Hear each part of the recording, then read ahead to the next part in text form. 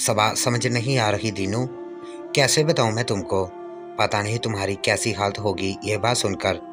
लेकिन जो सच्चाई है वो तो तुमको भी पता लगनी चाहिए ना। दीनू, मैडम जी, अब बताओ ना, क्यों ऐसे कह रही हो। मैं सुन लूंगा। आप बोले, मुझे तो फिक्र होने लगी है।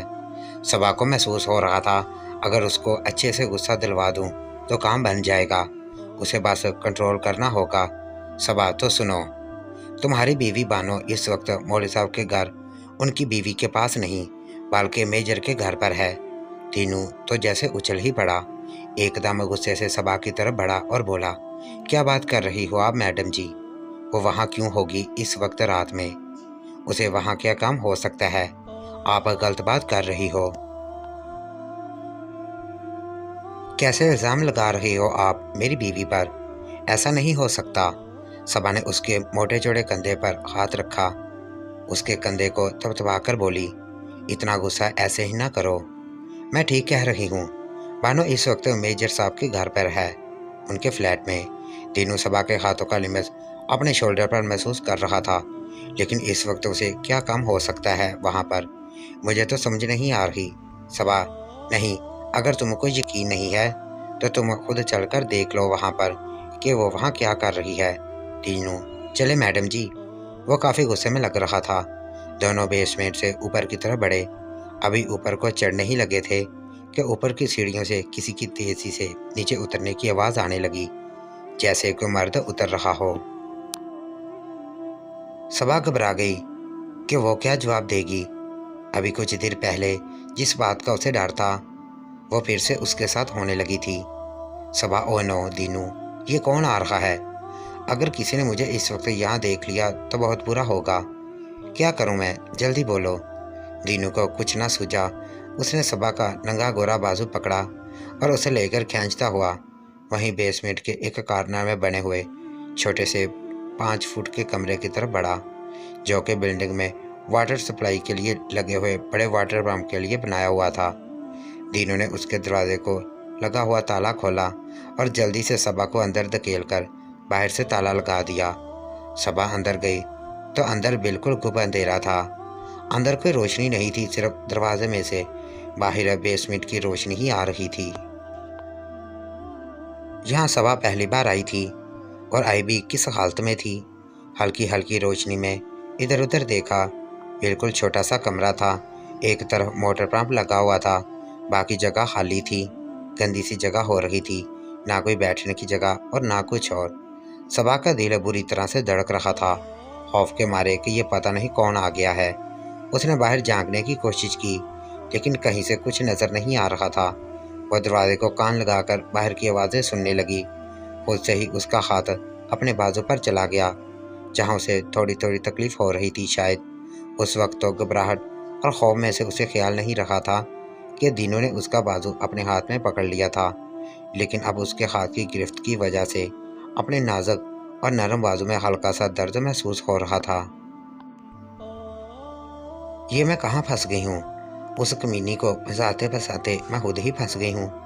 क्या करूँ मैं। अब तो बस इंतज़ार ही करना पड़ेगा। बाहर से उसे आवाज़ें आने लगीं। तीनों किसी आदमी से बात कर रहा था। साहब, हैरियत तो है, इस वक्त कहाँ जाना पड़ गया है। रात को दूसरे बंदे की आवाज़ आई, बस यार, वो एक दोस्त की तबीयत ख़राब हो गई है, उसकी तरफ भागना पड़ रहा है बस। सबा सोचने लगी, चलो ये भी शुक्र है कि अभी ये अपनी कार लेकर निकल जाएगा और मेरी जान भी छूट जाएगी। लेकिन अगले ही लम्हे वही आवाज़ फिर से आई, ओ नो, ये भी इसी वक्त होना था क्या। अब टायर चेंज करना पड़ेगा।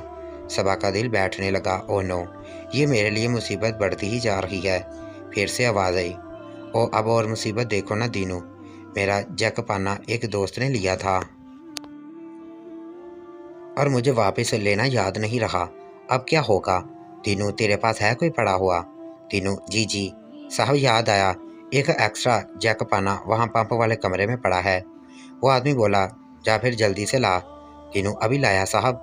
और दीनू उसी कमरे की तरफ बढ़ा जहाँ सबा कैद थी। सच में कैद ही तो थी। अचानक से सबा को लॉक खुलने की आवाज़ आई। सबा सहम कर थोड़ा पीछे हो गई।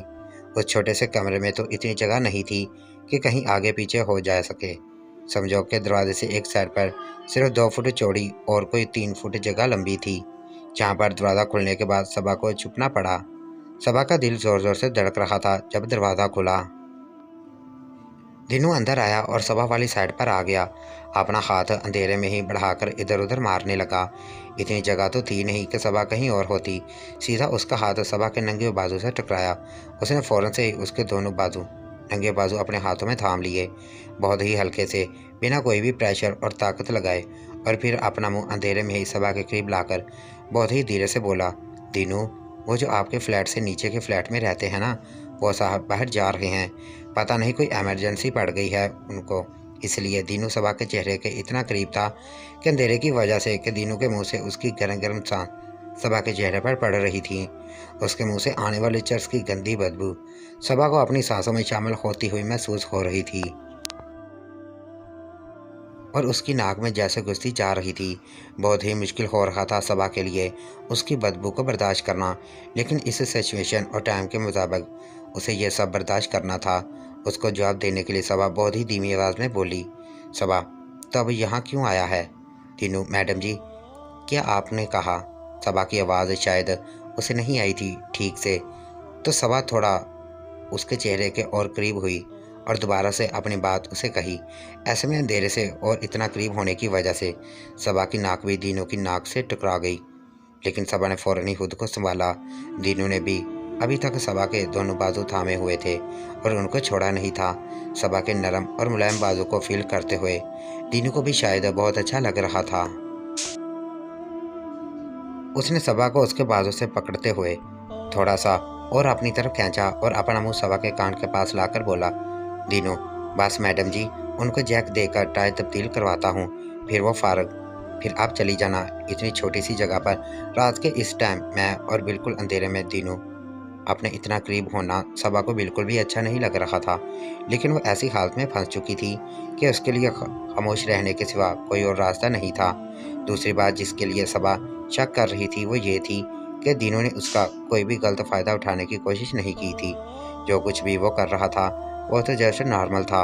अचानक बाहर से बहुत ही करीब से उसी आदमी की आवाज़ आई, अरे दीनू, कहाँ रह गया है? और ये अंधेरे में क्या बड़बड़ा रहा है? दीनू और सबा दोनों ही घबरा गए। दीनू फौरन ही दरवाजे की तरफ मुड़ गया, सबा के बाजू को छोड़कर बोला, कुछ नहीं साहब, मैं ये कह रहा था कि यहीं कहीं रखा था, अब पता नहीं कहाँ है। वो आदमी दरवाजे में खड़ा था लेकिन अंदर नहीं आया था। सबा को वो दरवाजे में खड़ा हुआ साफ नजर आ रहा था, लेकिन अंदर बिल्कुल भी अंधेरा होने की वजह से वो उन दोनों में से किसी को भी नहीं देख सकता था। सबा की तो सांस रुकने लगी थी। डर और खौफ के मारे उसे लग रहा था जैसे उसकी जान ही निकल जाएगी और दिल खलक से बाहर आ जाएगा। अपने डर और खौफ के मारे उसे और तो कुछ न सूझी, वो पीछे से दीनू की कमर से लिपट गई, खुद को उस आदमी की नज़रों से छुपाने के लिए। सबा का नाजुक सा जिस्म दीनू के मोटे जिस्म से पीछे से चिपका हुआ था।